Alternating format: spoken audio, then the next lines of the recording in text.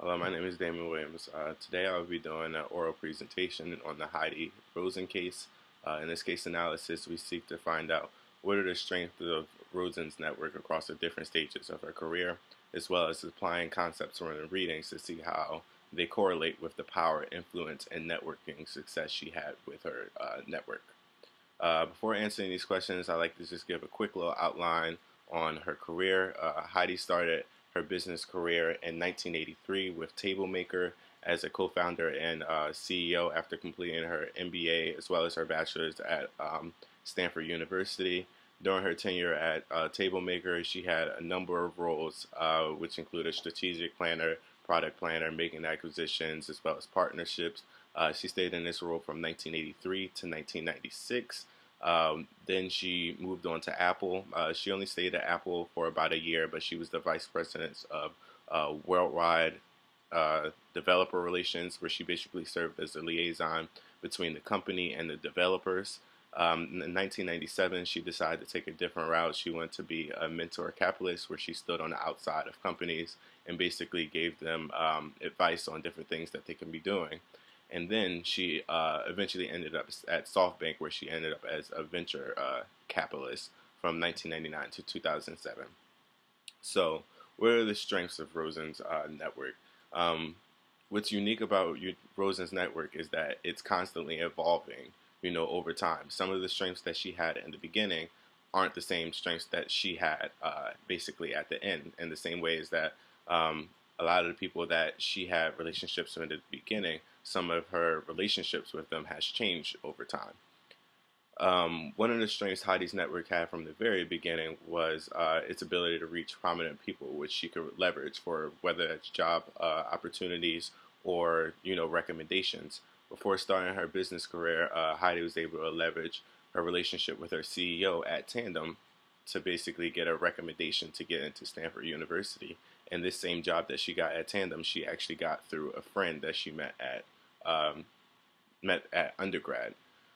During her time at Table Maker, Heidi attended numerous industry conferences and events, and this just exposed her to a large amount of people. But what was the strength in this was that she was developing networks that had people who had basically a lot of different skill sets. So when it came to later on inside her career, when it came to finding people who were specialized in certain things, she was able to find them pretty easily. During the middle stage of her career, Roizen worked at Apple for a year or so, and although the time period wasn't long, she was able to forge relationships that were meaningful later on. When she moved to be a mentor capitalist, she basically used some of the colleagues that she met through Apple and put them in touch with startups that were basically on the up and up. So this basically is another strength of hers, just leveraging the relationships that she's already had to help her basically in the future. But what was the most important about this is the win-win situations that she would try to create in her lesson of reciprocity, where she wasn't given more than she take, and also having connections where as though it doesn't feel like one person is being used and the other person is, benefiting from everything. Shortly after, in 1999, Heidi took a position at SoftBank. This was the start of her venture capitalist career. Um, what she found basically later in her career is that the amount of connections that she had was actually a downfall, because what it was is that she had thousands of people trying to email her who all felt as though they were personally connected to her in some sense, and she didn't have the time basically to sort through every person's request one by one. This just wouldn't work for her.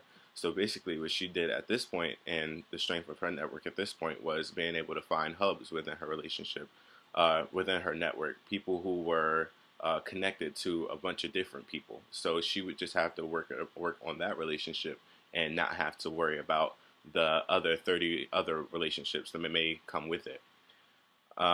This leads me to the second question of how the concepts from the readings correlate with Roizen's influence, power, and networking success. Heidi's influence primarily came from her liking, reciprocity, and consistency. Cialdini, in Harnessing the Science of Persuasion, notes that there's basically six basic principles, and three of those principles are liking, reciprocity, and consistency. her liking is what generally drew people in to talk to her. It was just her personality and things like that.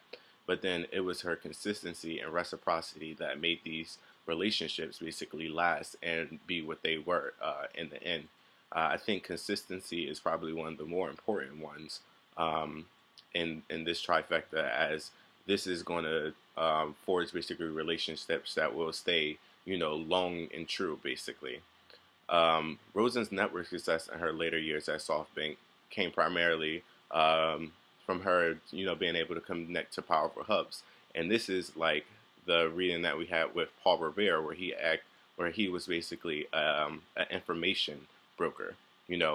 People would come to him, and then he would find different people who knew basically the information that he needed.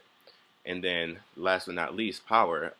In Give and Take, author Adam Grant says there is two fundamental paths to influence, and this is basically dominance, or it's dominance, or it is prestige. Dominance is more so authority, where prestige is because people admire you and things like that. And although this is talking about influence, these two words are basically synonymous with power. And Heidi has basically used her prestige that she gained over the years through reputation and being consistent to basically leverage the relationships that she's had time and time again. So in conclusion, there's a few things that I learned after this assignment, and it may sound cliche, but a lot of times it's not what you know, but it's about who you know. But when you can combine what you know and who you know, I feel as though the possibilities are endless when it comes to building a meaningful and powerful network like Heidi Roizen's.